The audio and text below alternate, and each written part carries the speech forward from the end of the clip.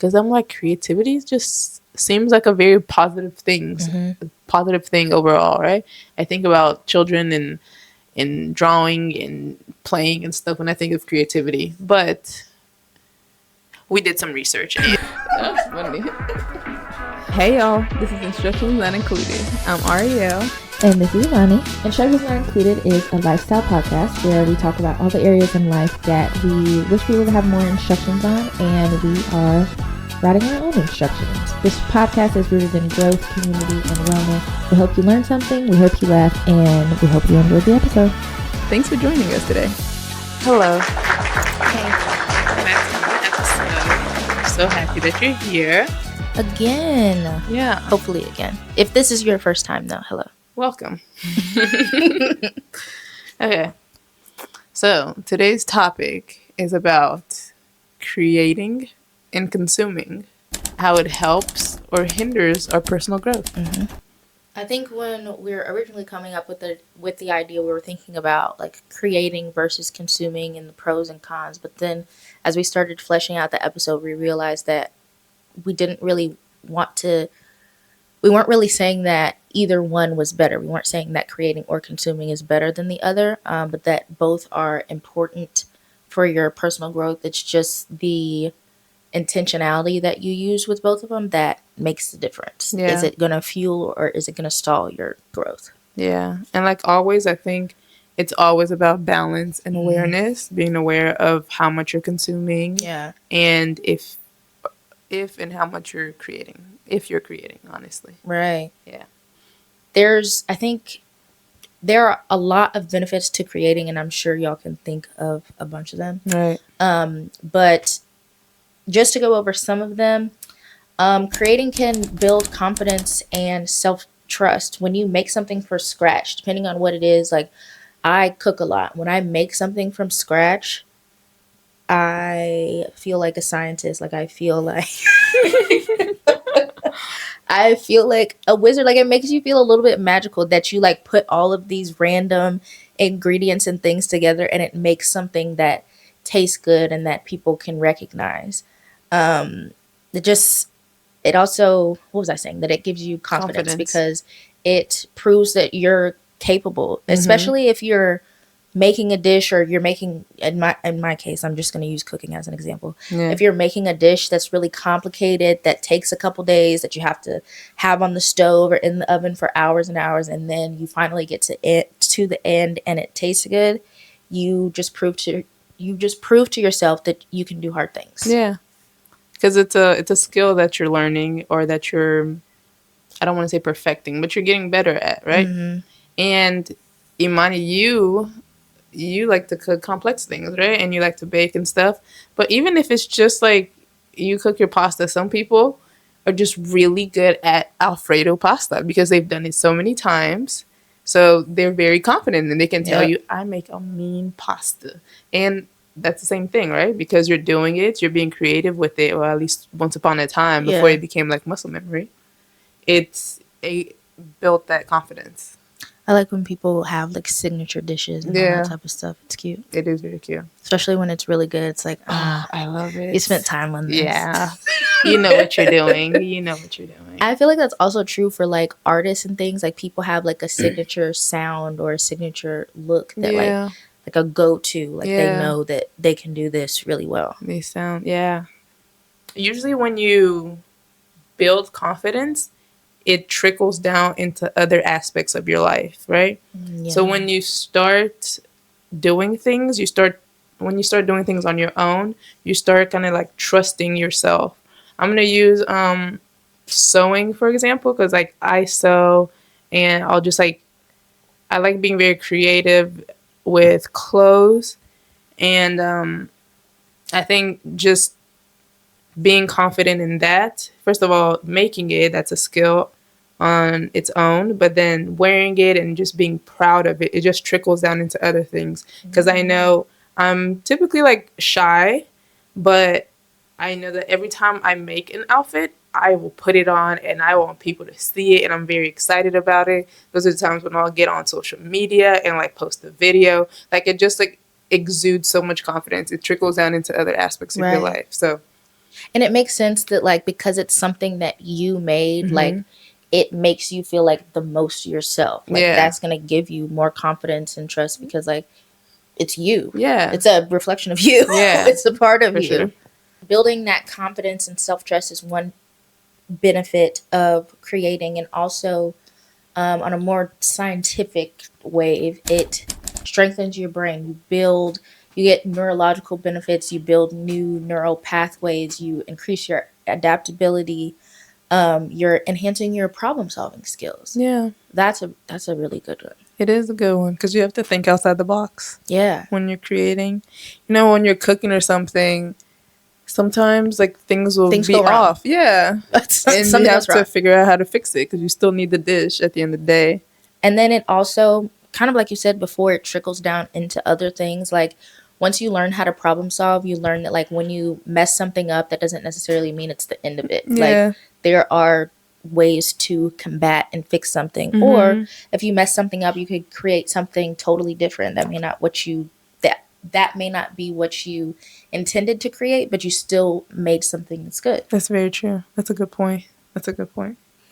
I was thinking about this dish pain perdu, but it's when like your bread is about to go bad, so it's kind of like French toast or something like that. Yeah. So it's like you start using your brain in different ways instead of just like, I use my bread to make my sandwich. You're like, oh, this is almost going bad, so let me make something else out of it. Or like when people make soups, it's like I have all these scraps left, let me turn it into a new dish and stuff like that. So that's how it, like French toast is supposedly like better on like, I don't know if the bread is supposed to be stale, but it's like old bread. Yeah. I'm pretty sure it's French toast. That would make sense. It's French. Maybe that's moment of realization. Origin of French toast. That is so funny. Oh. Yeah, I'm pretty sure it's French toast. No, we had to put a light bulb. What? That's funny. Wait, it's literally the same thing. It's just you said it in French. Yeah. Say it again. Pain perdu. It literally means like perdu. Perdu. Yeah, pain is bread. Perdu is like lost. So when you're about to lose the bread, like when it's about to go bad or whatever. So you like repurpose it and you turn it into like something. Oh, this is so funny. Yeah, so it's French toast. And like somebody French is gonna be like, yeah. And that is so silly. I learned that because my cousin taught me that because she likes to bake and stuff. So she was like, yeah, this is how we repurpose. And then she told me, and I was like, this looks like French toast. She was like, yeah, I think that's what you guys call it. And I was like, yeah.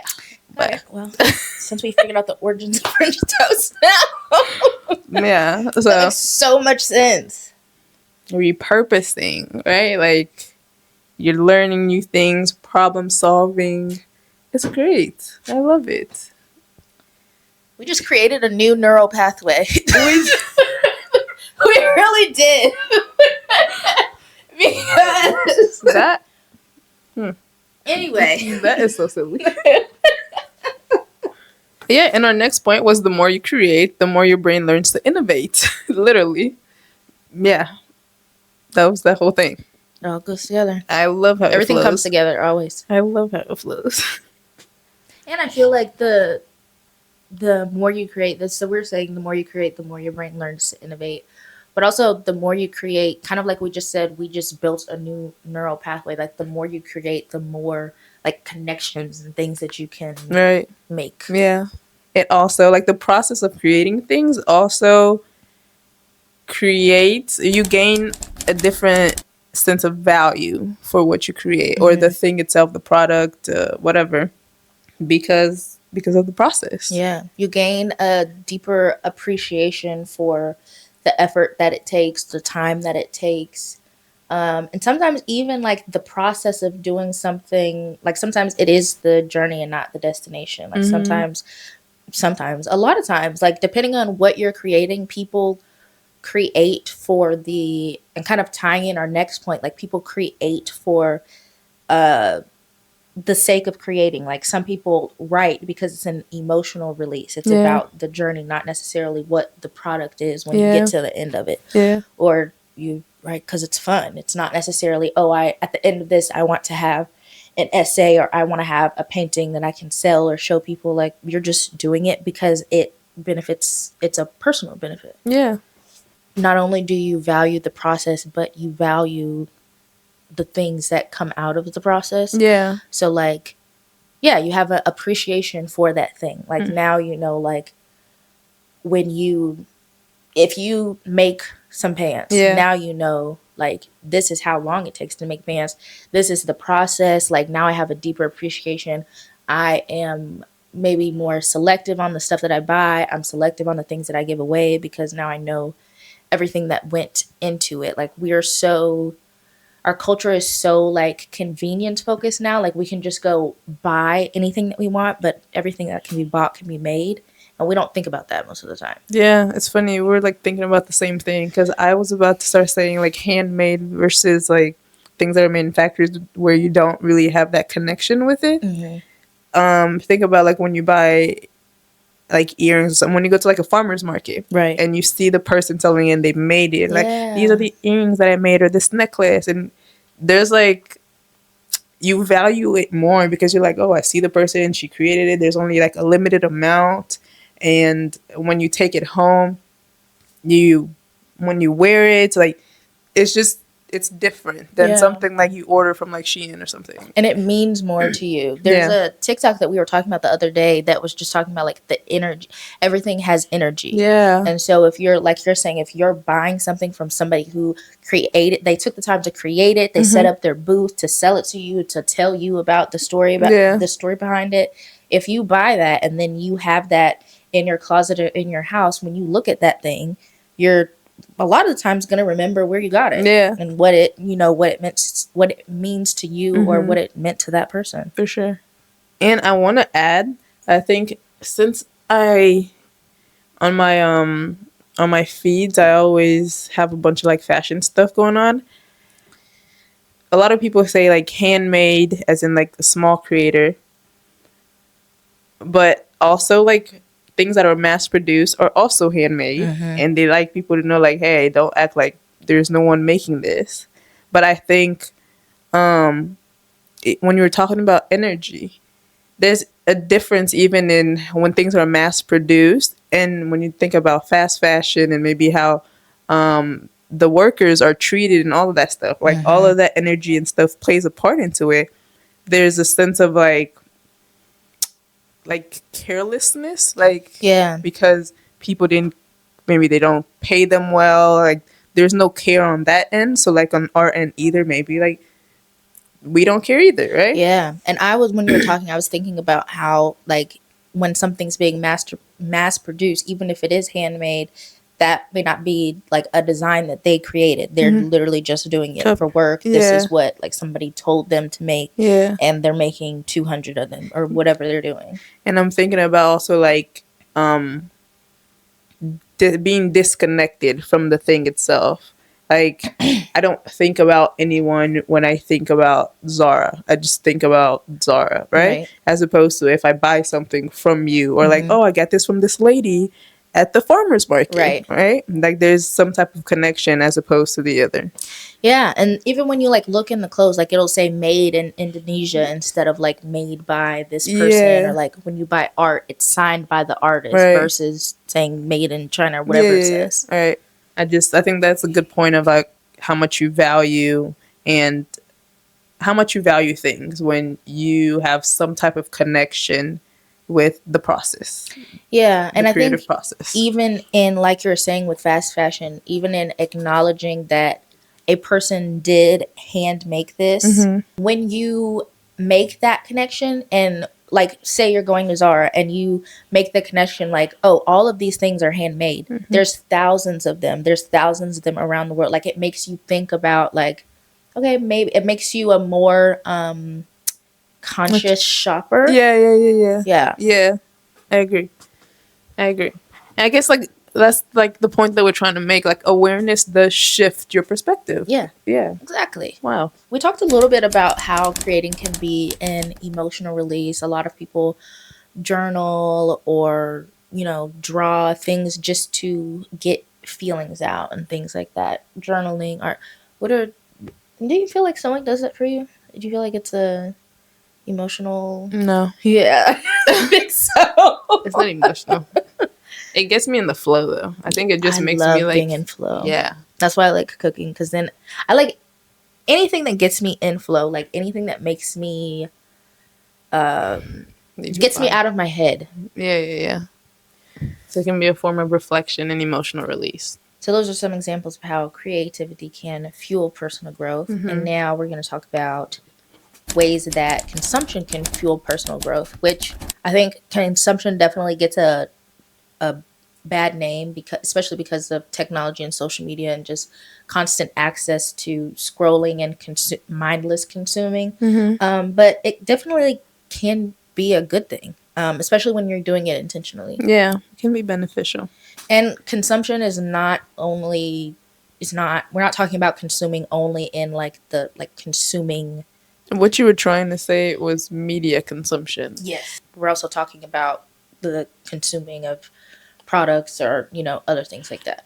One of the ways that consumption can be a good thing and support your growth. Yeah, support your growth is that can be a huge it can be a source of inspiration. Yeah, it's a great source of inspiration because you're learning from others, and that helps like the exposure. Yeah.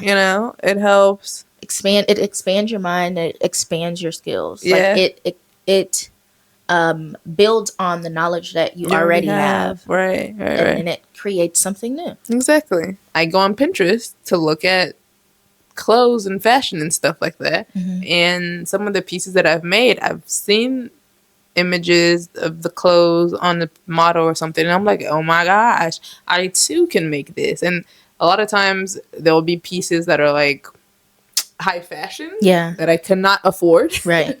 But I'm like, I can make that, right? And I'm not replicating it because I always add my own little twist to it. And you use things that you have. Exactly. So like you use fabrics that you've already picked out or whatever it is. Very sustainable, I'm all about that. Recycle, reuse, reduce, and repurpose. Hello.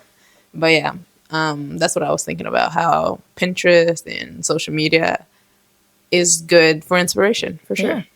Going on even like makeup. I was just thinking about makeup.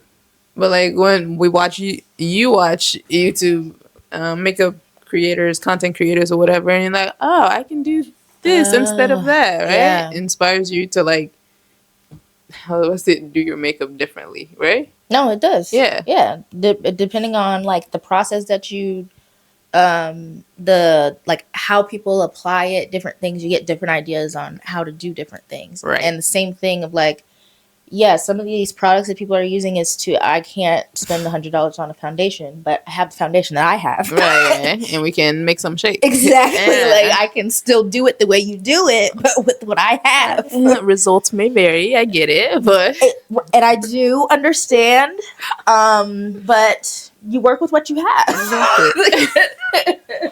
Choosing what you consume rather than letting it choose you. So like we use Pinterest as an example. Like if you are let's say you're making a pair of, you want to make a pair of pants, but you're trying to get inspiration for it. Instead of just going on Pinterest and scrolling, like actually going in and typing I don't know, cool what kind pants. Yeah, something like that, so that you automatically get like, or so that you automatically kind of pull up what you're looking for, instead of like every time I go on Pinterest, I open it up and I end up pinning something that I didn't go in there for. Yeah. Like it's on my homepage. I'm like, oh, that's cute. Yeah. Like I did not go in there. Yeah. Me too. But if they get me every time. Stupid algorithm. Time. It's so good. I've created such a great book. Yeah, the algorithm's good at its job. I'm not gonna lie. Yeah. But yeah. Being intentional when you get on the app. Search up what you're actually looking for instead of just scrolling, because then you end up scrolling for so long. You end up scrolling, and then 9 times out of 10 I forget what I went in there for. That always happens to me because I have like heels, because I love looking at heels, And I'll go in there to like find a nail inspo, and then I'll see some people. I'm like, oh my gosh! And then I'll press. This happens to me so often. Like I'm saying this story because it happens to me all the time, and I fall for it every single time. No shame. I love it. I love it. They get me. They know what I like. But yeah, be mindful, guys. Don't do as I say, not as I do. Okay. We're not perfect. Look, we're here to inspire. Okay. Period. But yeah, choose what you consume instead of it choosing you. Yeah, that's good. And also, on choosing what you consume, you can use consuming as kind of like a I don't want to say form of resistance, but choosing where you consume from, who you consume from, basically choosing like where your money goes. Yeah, what you're giving your time, energy, money to. And I feel like we've been talking about that a lot recently, especially like in America, in the Black community, like putting your money behind Black-owned businesses, women-owned businesses, businesses that care about you. Yeah, put your money, time scrolling into things that you want. Yeah. Choosing where you put your money also goes along with, like, if you use the example of, like, you're either supporting this huge conglomerate bookstore or you're supporting, like, you might be supporting this old couple who has owned this bookstore, and the income actually goes, like, straight back to them and they put it back into the business. Going back to that conscious shopping. Yeah. I was thinking about lettuce.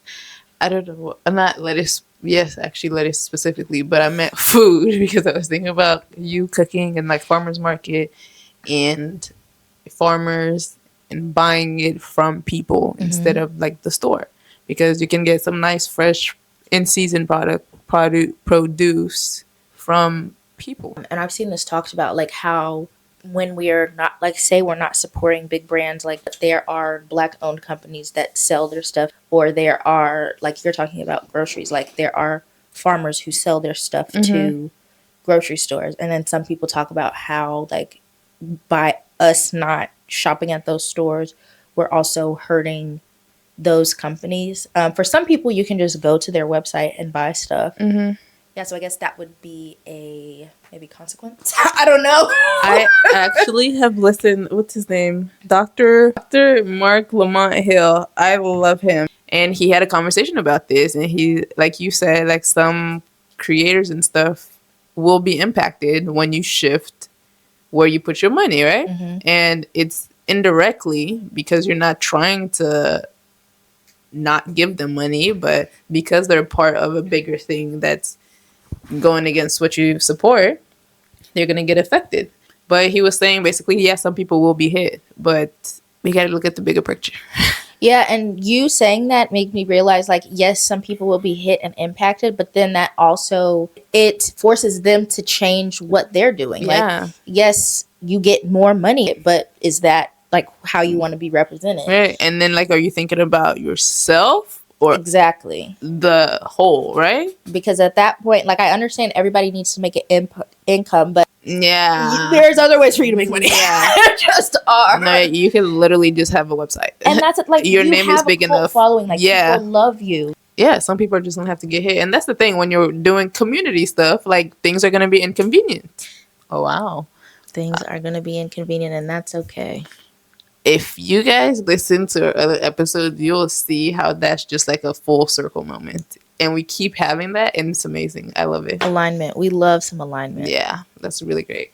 Like, when you're creating, make sure you're aligning yourself with what you believe in. Right? Like, if you're signing yourself to a bigger company or whatever, but they have views that don't align with yours. Yeah, and that might create a problem later down the road, right? So being mindful about all that. And I think it sometimes can be hard, especially if I see influencers talk about this a lot, like companies that they don't necessarily agree with or products that they don't necessarily like, but they're the ones paying the most money. And yes, you have to pay the bills, but you also have to have a conscience and stick to your values. And it's another, like, it's a balance. Exactly. At the end of the day, it's pros and cons, very subjective, and you make the decision. That's it. Yeah.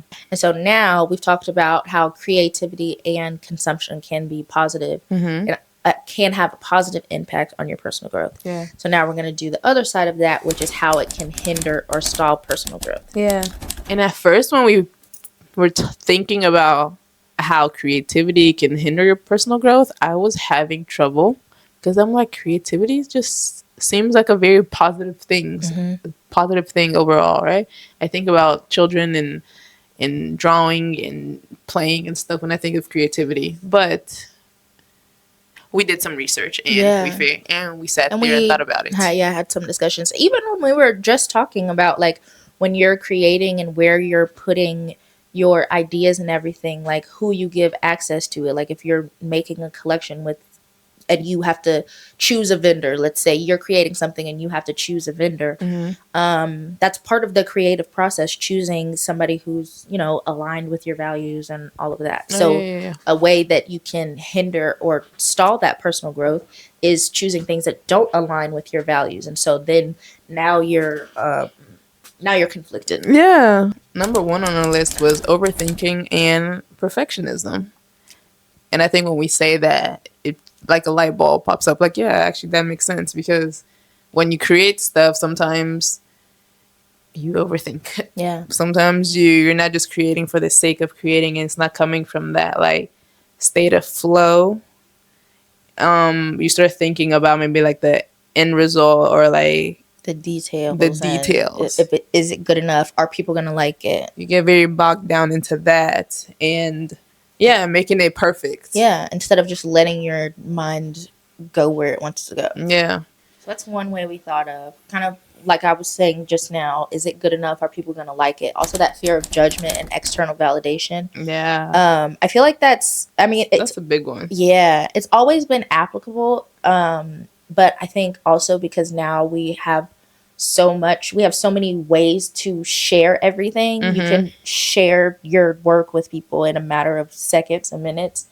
I was watching this James Baldwin talk, the artist's struggle for integrity. Yes, the artist's struggle for integrity. And we're gonna link it, but I didn't understand most of what it was saying. But in there, what I did understand, he said a quote he literally said, a woman in a choir, I don't know what her name is, but she said, I wasn't going to tell, this was a song. She said, I wasn't going to tell nobody, but I couldn't keep it to myself. So like, just in talking about like, you don't have to share things, but sometimes like maybe you're just so proud of it, you want to share. Like, sometimes it can just be on your heart. Like sometimes you just get to chatting, you just get to talking, you just get to sharing stuff. Yeah. And it's not like, I'm not sharing this so people can tell me they like it or whatever. I'm just sharing this because it was on my heart. Yeah. Yeah. I'm glad what you got out of that was a quote from somebody else. Yep. I said, "Ooh, that's good." Yeah. I'm leaving here with something. Right. I didn't just watch this for nothing. Okay, 25 minutes in, stop. Oh, I was gonna add, yes. Because of social media and like likes and hearts and stuff like that. It became such an issue. People with like how many likes you get or whatever, then you can like hide the likes. Yeah. Imagine you create something and you post it and it tanks. It doesn't do well. Yeah. And you're like, oh my gosh, this was bad. It probably wasn't bad. Maybe people just didn't see it on the timeline. Also because of the algorithm, there are so many things that people just don't see. Yeah. And maybe you're not reaching your target audience. Like maybe the audience that you have doesn't like it, but that doesn't mean that it's bad. Exactly. So when you're like attaching yourself to the validation, other people's validation, it does hinder like, maybe I should not make this anymore. Maybe I should change what I'm making. Yeah. But like, if it's what you want to make it. Yeah. I think it's hard for people who like make their money that way. Yeah. Obviously. Like I definitely see like influencers, creators talking about like, yeah, you don't want, like, the purpose is not to make content, like, only for, like, other people. Yeah, and to monetize. But it's like, if you make 4 or 5 videos that don't do well because you're talking about whatever you want to talk about and people don't care about it. So the point is, keep creating, your audience will find you. Yeah. And I was about to say, this podcast, like, external validation, not there. We don't get any. we get a little bit from Angeli. Thank you, Angeli. We love you. We love you so much. But like, we don't even create this with other people.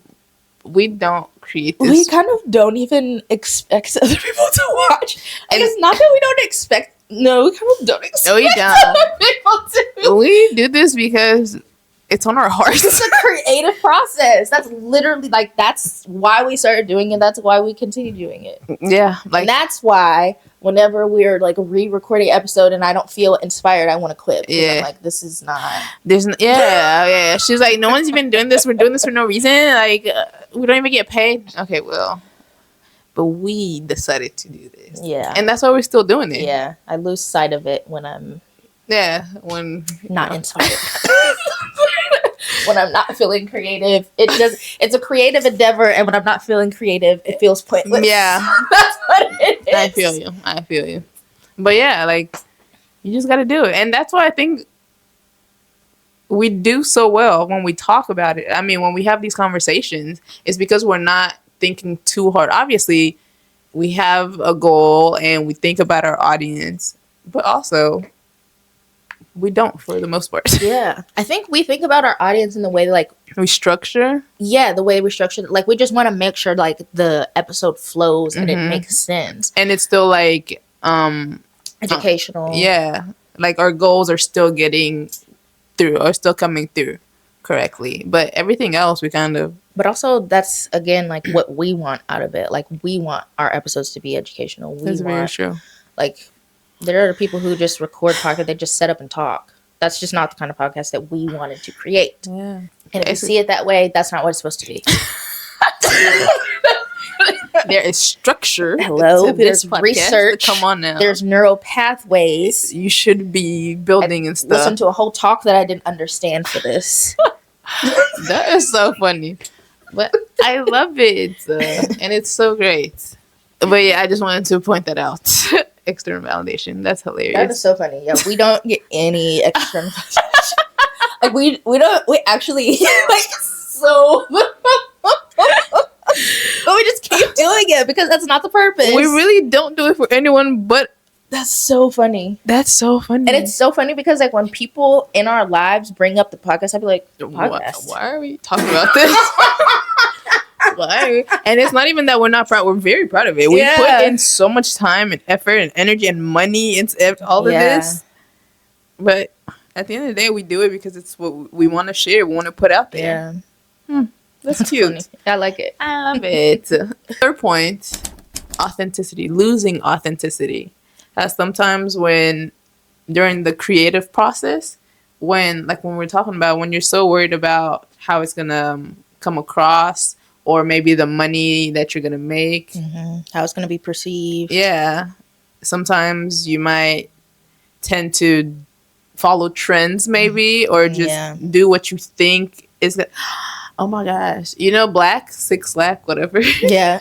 In one of his songs, there's like a part where he's talking and he's like, I don't want to just make music that pops. Yeah. Because because if you make something, if you keep making just the things that pop, then you're going to be put into like a box, right? And then you're going to have to keep doing that. And that's what people expect.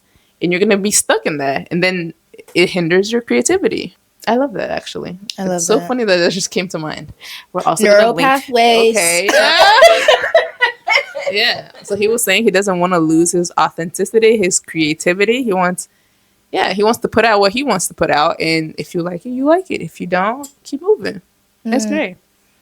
I guess because we're talking about music, this makes me think of Erykah Badu, and when she says she's an artist, I'm sensitive about my shit. Yeah. Because it's her, like, it's an extension of her. Yeah. It's not just, I'm just making this as a product. Like, I'm sensitive because this means something to me. It's from the heart. Yeah, that's very true. Burnout and creative blocks. I think these all kind of tie in together because we were talking about, like, when creativity becomes a job. Like, for me, that is literally exactly like when podcasting starts to feel like a job to me, I check out. Yeah. I really try to work. Like, I need to work on that. Like, I need to. You have worked on it. You've gotten a lot better. You haven't complained in the year 2025. I haven't, but I also feel inspired and creative. I don't feel like we haven't re-recorded any episodes. We haven't. Okay, you need to work on when things are rough. I guess that's what you're saying. Yes. Okay. I think I need to do that as a person. Like, Moment of realization. I'm good at that as a person. Like, if I'm like sad, depressed, like, please, I can't pretend that I'm not. I don't. She is just so emotional. You can see everything on my face. Like, I can't fake it. Like, I just need to. I don't have a poker face. Like, I just need to work she on does that. not. In Lord general. Jesus. Too far.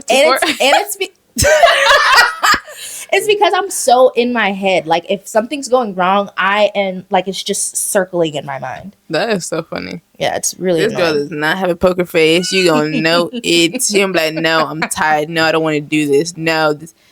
And she loves saying no. I was like, okay, girl. Okay. What do you mean I love saying no? She'd be ready. She'd be like, not feeling it. She'd not even know. She'd just be like, not feeling it.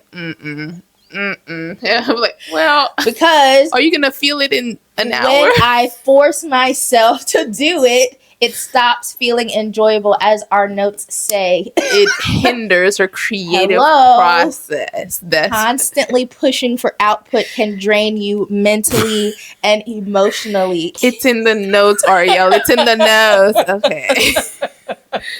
And she's right. She's right. You know, it happens. And very real. Very real. Just who I am, okay? That's funny. Attachment to outcome. I think this is one that I struggle with. Not with this podcast or anything like that. Just like in general, attachment to outcome. That's kind of, I think that kind of ties with external validation. Yeah. Like the fruits of your labor. That's what it is. My astrologer told me about this. She was like, you might have some issues with outcomes, the attachment. Yeah, I do have attachment to outcome. And it's so funny when I quit one of my, I did quit. When I quit one of my jobs when I was going to another job, is because I was like, I don't get the feedback loop that I need in this job. Like, I'm putting in this effort, but like, I'm not seeing the fruit of my labor. I'm really into like the fruits of my labor, but obviously like I've worked on like detaching myself from that. But I need to see all this work that I'm putting in. What is it amounting to? Literally reading a book about that. It's specifically about careers. It's talking about like the whole purpose of the book is it's called like outgrow your space at work. Like basically, what does being promoted mean to you?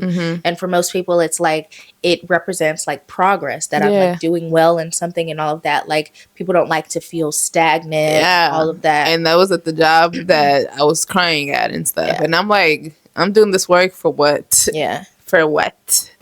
But anyways, yes, attachment to outcome. I think obviously you're not attached to the outcome of this podcast because there's not any. But I think that you're more critical. Like when we listen back to things, you're like, no, we're not putting this out. I am very critical. I'd be like, well, we did it, so fuck it.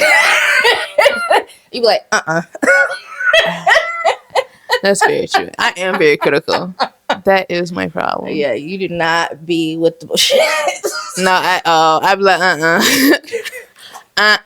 Even when we first started this podcast, at the very beginning, when we're working on like the title and the images and stuff, I was getting too frustrated. Imani was like, well, I think we can work with this. I'm like, There's a time where we were on like Fiverr and we were getting like logos and all that stuff made.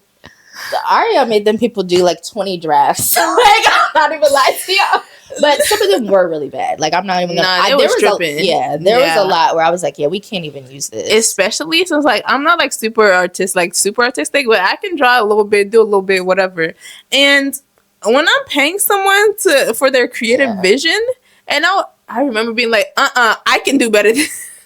I go. And me, I can't draw, so I'm like, it looks okay to me. I'm like, it's better than what I can do. No. But I am working on that attachment to outcome. I don't know if Imani wants me to tell y'all, but she has a YouTube. Yep. I'm not gonna tell you the name or nothing, but she has a YouTube page. Okay. Oopsie, that was not in the notes. I'm crying. I could have guessed a million times what you were gonna say, and it was not that. I was like, what do I not want them to know? She has a YouTube page. Okay. And then like I be on TikTok, so she and I will be like, hey, we need to start posting. We need to start posting. And I remember, and then like we get into a groove, we'll post, and then like I don't know, life will happen. Yeah, it is. But I remember like on TikTok, sometimes I'll be too like, because so many people are really good at content creating. I'll be like, well, I don't just want to post random things. I don't be knowing how to use CapCut and all that stuff. And it's so funny on the videos that I try really hard to put like transitions and songs, da da da da. I don't get nothing. And then the video that I'll just like prop my camera on and talk, I'll get the most engagement. I'll be like, all right, man. That's what the big creators be saying too. Like, okay, I made the most money off of this random video that I just filmed for 10 seconds. Like, yeah. And so we've been like doing this on and off for like a few years, right? But I personally use it for this whole attachment to outcome thing because I know that's an issue that I have. Mm-hmm. And like putting myself out there on TikTok, because it's like it doesn't mean anything. Like I can put a million videos and like I'll get 5 and I don't care. But because I'm getting the practice of putting it out there and not caring, like little by little, it actually really helps with this problem, I guess. And that's really what I use it for. And I've gotten so much better at it because I can tell now I'll literally just like record and post because it doesn't matter whether I get 2 likes or like 38. It's the journey, not the destination. Yeah, I'm like, because what did I think was going to happen? I'm going to get $1 million or something? I saw an influencer, like, I see multiple influencers talking about this, but just talking about how, like, people will ask them, how did you get started? What's the best practices to do this? Da da da da. And they're, like, 99% of the time, they're like, just start posting. Like, you have to get in the habit of posting and doing stuff before you can refine it, before you can do anything like that. Oh, yeah, like that thing that we just saw. Create, consume. Yeah. Yeah, because the refining stuff comes after you actually created it. Create first, then you reflect, then you refine, then you repeat. If you never get to that point where you're putting your stuff out there, there's nothing to refine or reflect on. You don't have any content. You don't have anything you don't have any You don't have anything to edit. What's the best way to edit? You don't have enough videos to edit. You're trying to learn all these things, baby. You are still on level 1. What is there's this quote that I was thinking about. You don't have to be good, you just have to, I don't know. I just forgot. It doesn't have to be good, it just has to be done. Yeah, something like that. Like, baby, just do it. Yeah. Do it. And it might be good when you do it, but you're never going to know if you don't do it. That's very true. With creating, if you are getting into that comparison trap and comparing your rough draft to somebody else's final product, you're not being fair to yourself. Yeah. You're expecting, I don't want to say your expectations are too high, but it's not a fair comparison. It's not a fair comparison. You're not there yet. You're comparing 2 different things. Like, they're not. Yeah. Anyway. And I think earlier you said something about you don't see the process. Maybe this when we were talking before we recorded. But you don't get to see other people's process, right? Yeah. Like you're seeing their final edit, their final product. But you don't see the nights that it took or the work that it took, whatever. And you're comparing yourself without knowing all the hard work that they put in. The comedian Kev on Stage, he made a video and he was saying, like, I don't know why y'all think that I don't do multiple takes, but I do multiple takes before, like, I post a video. Like, I don't just get it right the first time. I love it. Yeah. And I was like, wow, that gives a lot of perspective. It does. I thought you were just funny on command. Yeah. Nah. And I also feel that definitely hinders your creativity because if you're focused on somebody else, you're not focused on yourself. Like, you're focused on theirs looks like this, theirs looks okay, but what does yours look like? Like, how can you make yours better? You're not going to make yours better by focusing on somebody else's. You're going to make yours better by putting more energy into whatever you're doing. Put your blinders on and stay in your lane. Yeah. So we've been talking about creativity and how it can hinder or stall personal growth. And you were saying, like, when we originally started this, we were kind of thinking like, what could possibly be the downside to creating? Right. But we just named at least like 5 or 6 of them. Yeah, and the next part, we're going to talk about how consuming can hinder your personal growth, right? Especially consumption without action. Yeah, there we go. We can start with the illusion of knowledge, right? Sometimes we think that because we're consuming so much information that we actually know something, that we are actually learning. But a lot of times I think about on like Twitter, people will see a headline but not read the article, but they think they know something because of a few words. And because you're seeing it so repetitively, you may see like a similar headline 15 times. Then you're like, yeah, this must be. Exactly. You haven't read one of those 15 articles. All you know is the title. And you know a lot of people are talking about this, and you know the very basics of it. Yeah. And that's another way where that's another chance for you to choose what you consume. Like if you see a headline, oh, this is interesting, actually read the article or look it up instead of just reading an opinion piece. Yeah. Do some research. Yeah. Do some neutral research. Oh, there's a really good specifically for political things, there's a really good Instagram page. I think it's called like All Sides. I'll link it, but it's like it shows you. It's very neutral in the content that it's. Yeah, and it shows you like it'll show you a conservative view, a liberal view, and the neutral one. Yeah, and so you can see like how different they are, how similar they are, and what's just the actual truth. Yeah. Yeah, consuming makes you think that you know things that you don't. Overconsumption, or just like mindless consumption. Yeah, knowing a little about a lot. Secondly, consumption without action can give you a false sense of productivity. Right. You're kind of consuming as a form of procrastination. You may not see it that way. Yeah. But if you're watching, like for example, if you're watching a bunch of tutorials and you're researching how-tos and all of that, you've watched 10 videos on how to do something and you haven't tried to do it once. You have not put any action behind it. Oh, and aside, if you listen to the fear episode, one of the fear archetypes is like the procrastinator, and this is what it made me think of. Sometimes you try to prepare so much that you never execute. Right. And that's a way like you're hindering your growth. You're not, because you're not benefiting. Yeah. The whole point of you watching these videos is to learn something and do it. Yeah. Execute. Right. We talked about comparison with creating, but also comparison with consumption. Yeah. Once you start consuming too many things, then you have too much to compare yourself to. It's like keeping up with the Joneses is now like worldwide. We are right here, girl. We are right here. Aligned. Because I was gonna say, like in one of our episodes, we talk about like birthday dinners for a long time.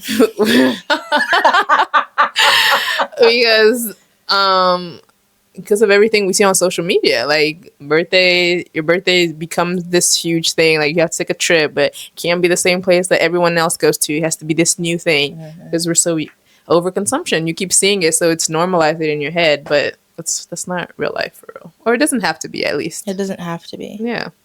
And that goes along with the social media highlight, which is our next point. Even like if we go on, if we continue with the birthday dinner or birthday trip thing, now you're starting to see all of these horror stories of like people always joke like girls go to Miami and they always come back not friends. Like you don't see like how many there may be 4 people that went on the trip, but 10 people committed and they all dropped out. Like you don't see, all you see is they're on a boat shaking ass. That's all you see, but you don't see what it took to get there. Yacht. You don't see that people don't have the money to be there. There was that one girl, she was like, she had $10 and it was.